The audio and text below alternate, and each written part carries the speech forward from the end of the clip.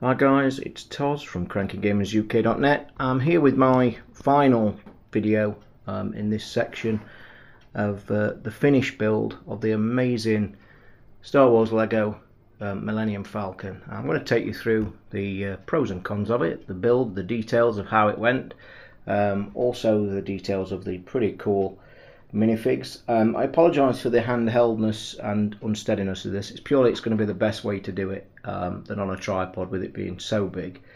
And it is really a big kit. It was over 1,200 pieces.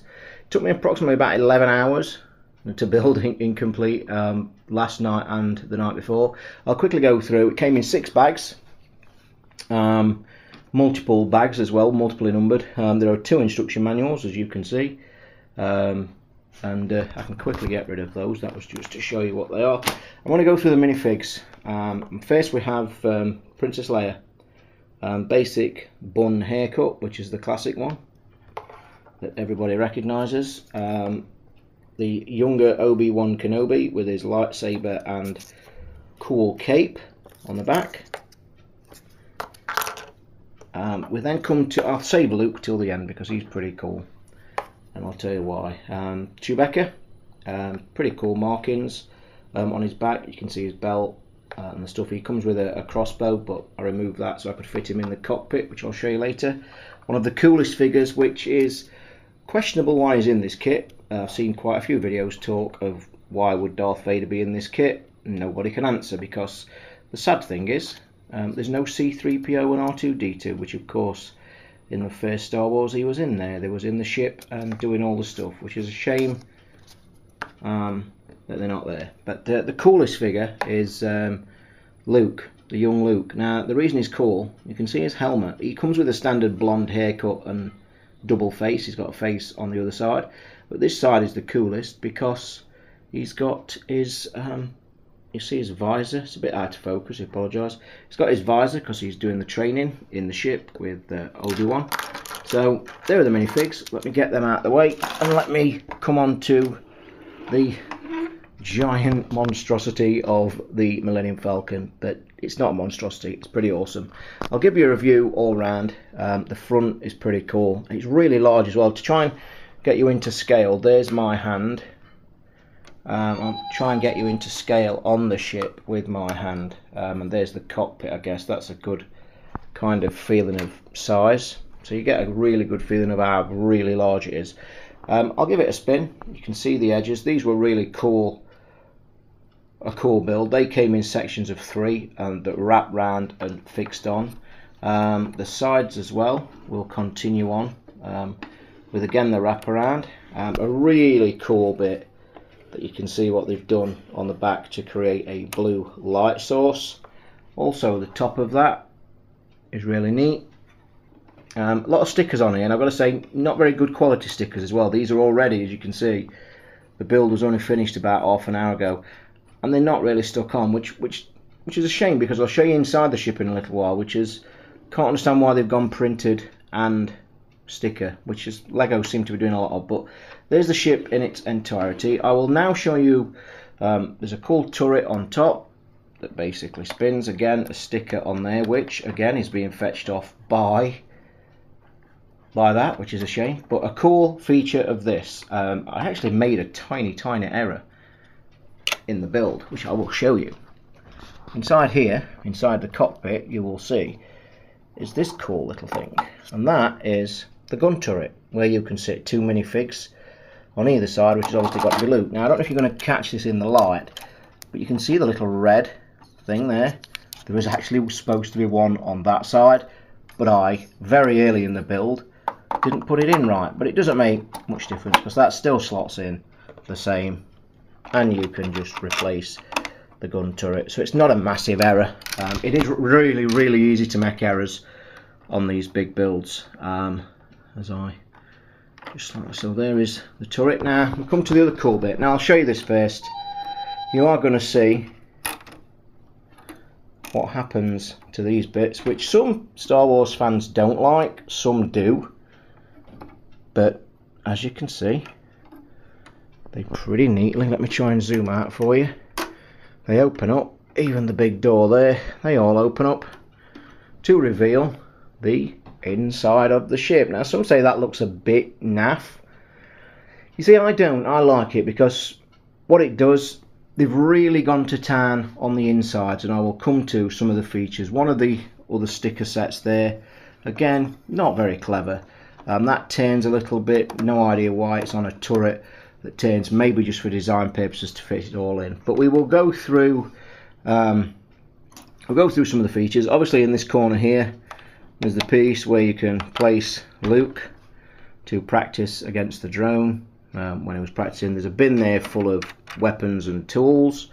I think that's supposed to be representing the hyperdrive, I think, which is a pretty cool representation. And this is actually identical to the books, the instructions. So again, now this is another crazy thing. Why is there a mug on the floor there?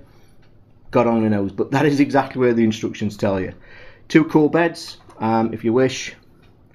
You can lie some minifigures on the bed. We will stick Princess Leia on the beds. They're pretty cool. You will come further round here. There's the classic famous scene where they was playing the Star Wars chess. But you're now going to see probably one of the best parts of the build, which is pretty... You might not be able to get it to see this because the lighting might not be good enough, but you can see in there all that is printed. It's not stickered, and it's in about 10 parts.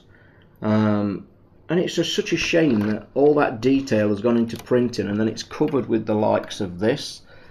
But that took really quite a chunk of the build. The center section here, underneath here, is really a cool build that half on it gets pretty, you can't get to see it, which is a shame.